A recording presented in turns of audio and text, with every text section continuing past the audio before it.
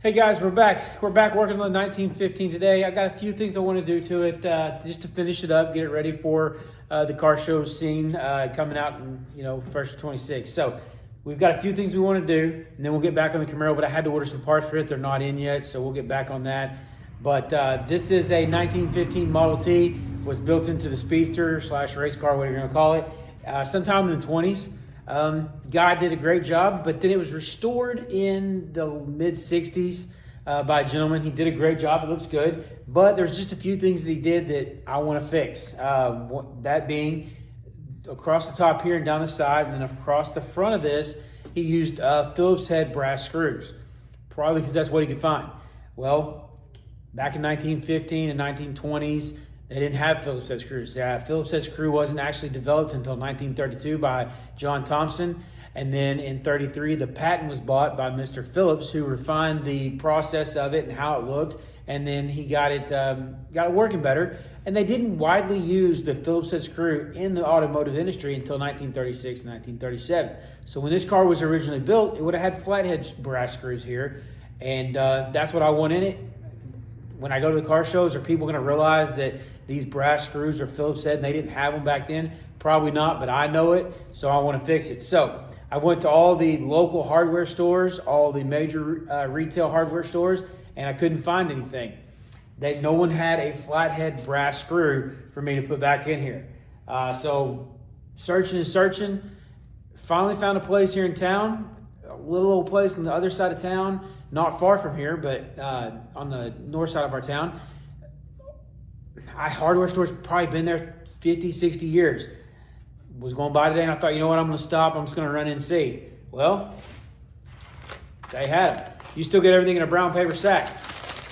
He had exactly what I need, a brass flathead screw. So what we're going to do today is we're going to take these screws out and we're going to put the flatheads in them and make it more period correct. Then we're probably going to go ahead and add the engine oil because we're done with this. Get the engine oil back in it from changing out the oil pan the other day and do things like that. So I'm going to bring you guys over. I'll show you what I'm talking about on these, and then I'm going to get them knocked out, and then we'll come back and look at it and see how it looks. All right, so here you can see, these have got these little brass Phillips head screws. This is what I want to put in there. Flathead, brass, it'll look like what it was supposed to have. I already took one out right here. That's what I took in to match up to see what I needed. But along the firewall right here, and then up here on your cowl, it's got these all the way down the side. Like I said, most people at a car show are not going to know the difference. They're not going to see it, not going to know when they came out, but I do, so I want to fix it. So we're going to get these changed out to the flathead, and we're going to see how much better it looks. All right, so we're going to take these Phillips head screws out, and then we're going to replace them with the flathead. So what I'm going to do is I'm going to go ahead and take some of these out. We're going to knock them out. Let's see how much better, or if it does even look any better. Maybe it won't, but it'll at least be period correct.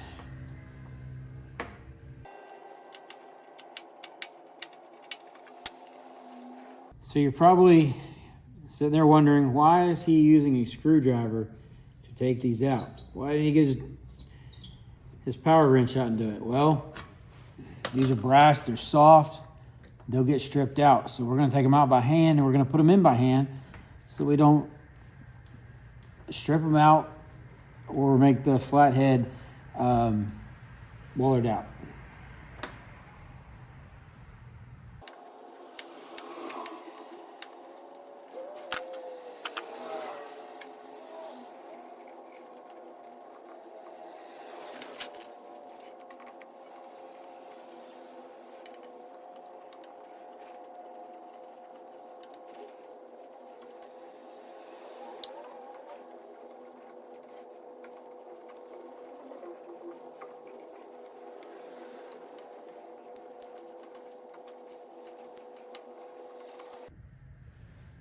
All right, so we're going to take these Phillips head screws out, and then we're going to replace them with the flathead. So what I'm going to do is I'm going to go ahead and take some of these out.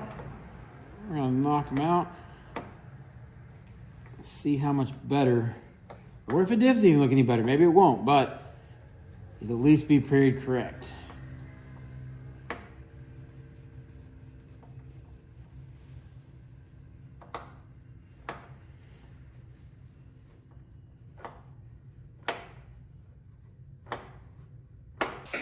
Okay guys, we got all the screws changed out. They look great. I'll show those to you as we come down.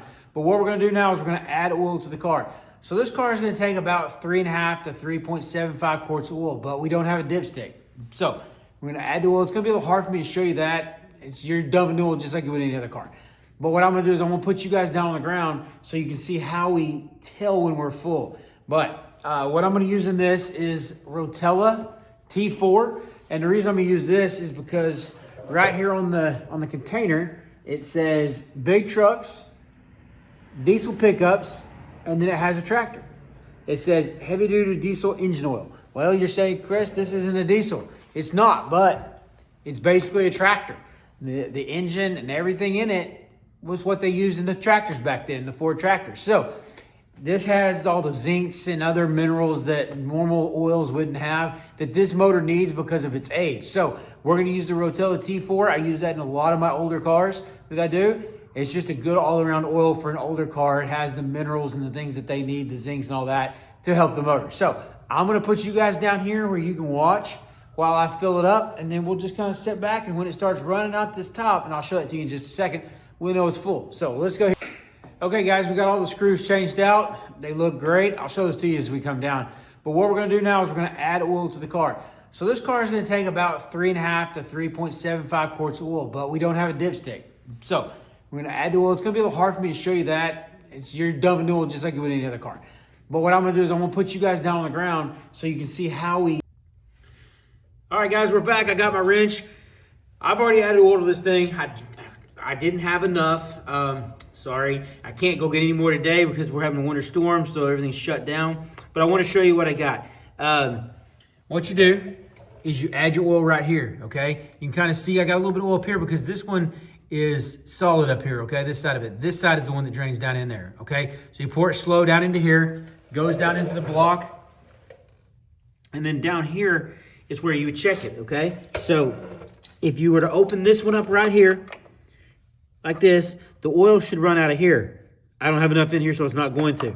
Okay, so I'm gonna close that one back. But you need to see how much oil you have. So what you do is you twist this one to open down here, and you see how my oil is running out right there? That means I've got oil at least to that one.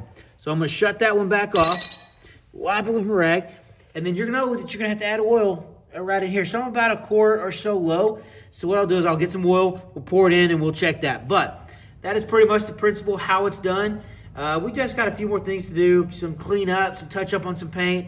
We're just kind of ready for the car shows to start this spring. So until next time, be safe and just get out there and do stuff.